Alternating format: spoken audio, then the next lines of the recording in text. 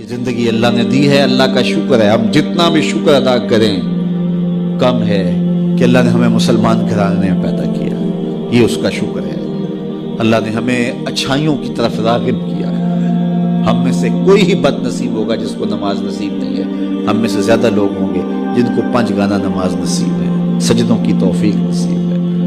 اب جو کمیاں کوتاہیاں دیگر زندگی میں ہیں ان کو دور کریں، اپنے رزق کو پاک کریں، رزق 100% پاک کرنے کی کوشش کریں. رزق اگر ناپاک ہے تو پھر باطن کبھی روشن نہیں ہو سکتا، باطن میں کبھی بھی اجالے نہیں ہو سکتے اگر رزق پاک نہیں. دعائیں قبول ہی نہیں ہو سکتی اگر رزق پاک نہیں ہے. رسول کریم صلی اللہ علیہ وآلہ وسلم نے ارشاد فرمایا، ایک شخص لمبا سفر کاٹ کے آتا ہے، کعبۃ اللہ کے سامنے کھڑا ہے اور یمد یدیہ، اور اپنے ہاتھ لمبے لمبے کر کے دعا مانگتا ہے اور کیا کہتا ہے؟ اے اللہ وَمَطْعَمُهُ حَرَامٌ وَمَشْرَبُهُ حَرَامٌ وَغُذِّيَ بِالْحَرَامِ.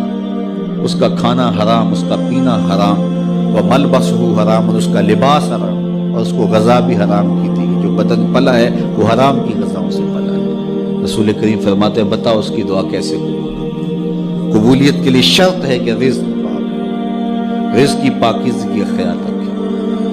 والدین کی رضا میں اللہ کی رضا رکھی گئی ہے. اگر والدین راضی نہیں ہیں تو پھر رب کی رضا نصیب نہیں ہوگی. ہاں، صرف والدین اگر اللہ کے حکموں کو توڑنے کا کہیں تو ان کی یہ بات نہیں مانی جائے گی. باقی امور میں ان کی بات تسلیم کی جائے گی اور ان کی رضا میں اللہ کی رضا چھپی ہوئی ہے.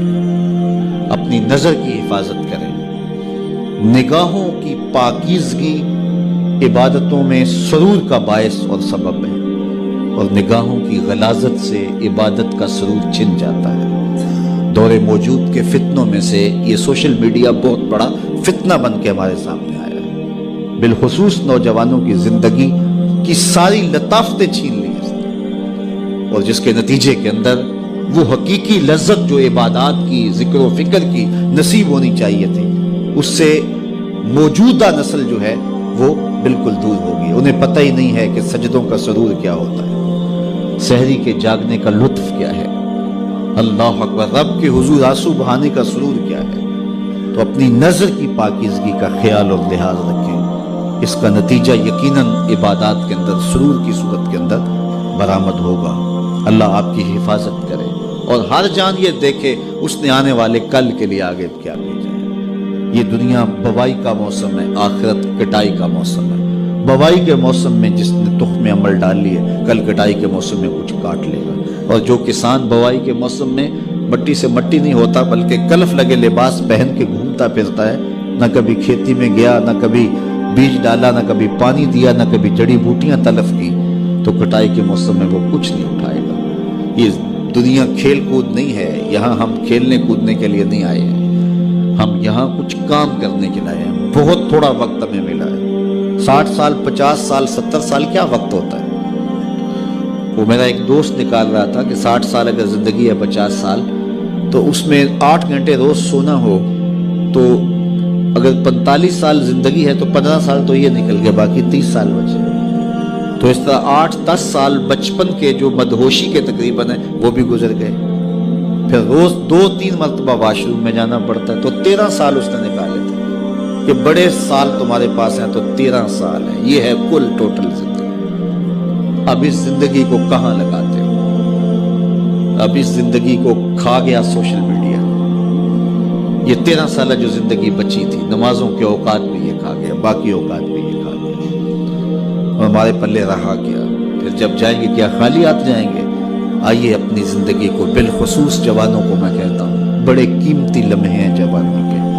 بڑھاپے میں بھی سجدوں کی توفیق مل جائے تو بڑی بات ہے، لیکن جوانی میں جو سجدوں کا سرور ہے وہ بڑھاپے میں نہیں ہے. تہجد کا لطف بڑھاپے میں بھی بہت ہے، لیکن اگر جوانی میں سحری کے وقت اٹھ کے ایک جوان جب بستر کو چھوڑ کر کے مصلی بچھاتا ہے، عرش جھوم اٹھتا ہے.